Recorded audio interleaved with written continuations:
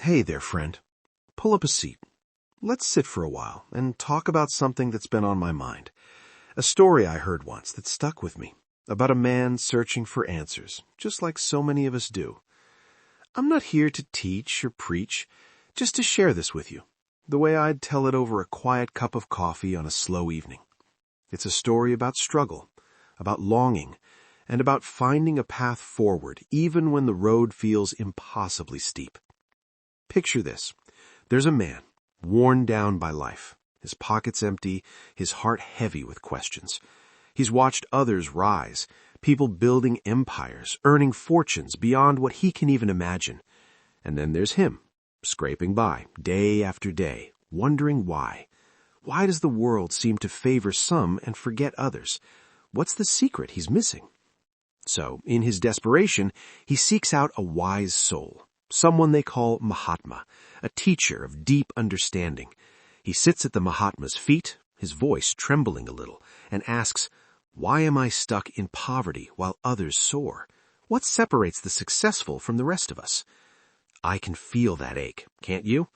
I've had moments, maybe you have too, where I've looked around and thought, what am I doing wrong? Why isn't it working for me? It's a lonely place to be. But the Mahatma, he doesn't judge. He just looks at this man with kind eyes and starts to speak, not with grand lectures, but with simple truths, like he's sharing a map to a treasure that's been there all along. He begins by telling the man to dream, really dream, not just to wander through life without direction, but to sit down, think hard, and choose a purpose, a big goal. Write it down, he says. Don't just hold it in your head. Put it on paper, read it out loud every day, let it sink into your bones. I remember the first time I tried this, years ago. I scribbled down something I wanted, nothing huge, just a small hope, and I'd mutter it to myself in the mirror. It felt silly at first, but over time it started to shift something in me. It was like my mind began to align with that dream, seeing paths I hadn't noticed before. Have you ever done that? Written something down and felt it become real? The Mahatma goes on, his voice steady. He tells the man to believe in himself, even when fear creeps in. And fear. He lists them like old ghosts. Fear of staying poor, of growing old, of losing love, of sickness, of death itself. I've felt those shadows too. There was a time I was so afraid of failing that I didn't even try. But the Mahatma says to face those fears, to talk to yourself with kindness, to say, I can do this. I'm enough. It's not easy, but it's like teaching a child to walk. They fall, they wobble, but they get up. And so can we. He speaks of work next, not just doing it, but loving it, or at least finding a way to make it yours. Break it into pieces, he says. Rest when you need to. Tell yourself, I'm glad to be doing this. I think of my early days at a job I didn't love. I'd drag myself in, dreading every hour. But one day I started small, focused on just one task, made it a game, and slowly it wasn't so heavy anymore. It's funny how a shift in how we see something can change everything. There's more he shares, about discipline, about saving instead of spending to impress, about thinking like a leader who doesn't give up even after 100 falls.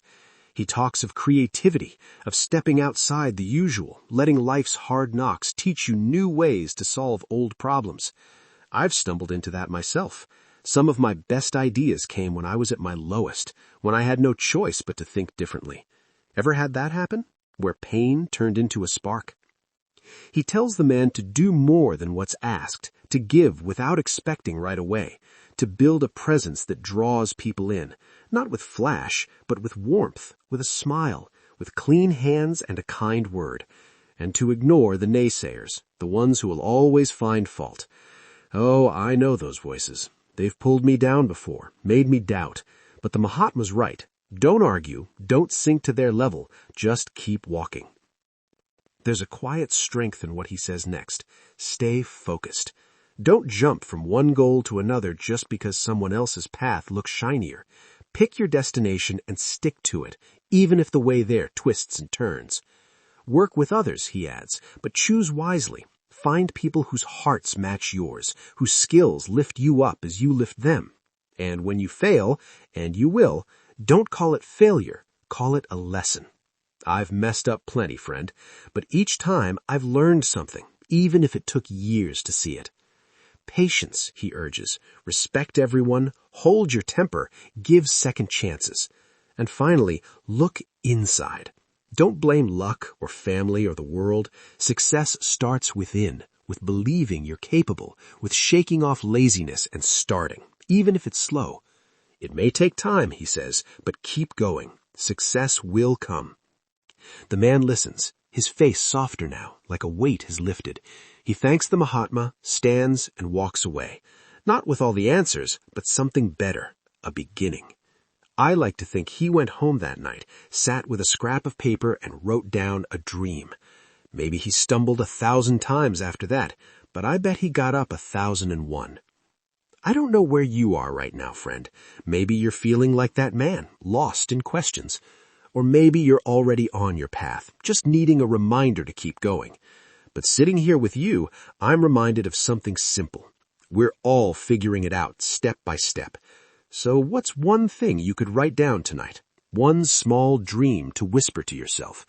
I'll be here, rooting for you as we both keep walking, falling, and getting back up. Let's talk again soon.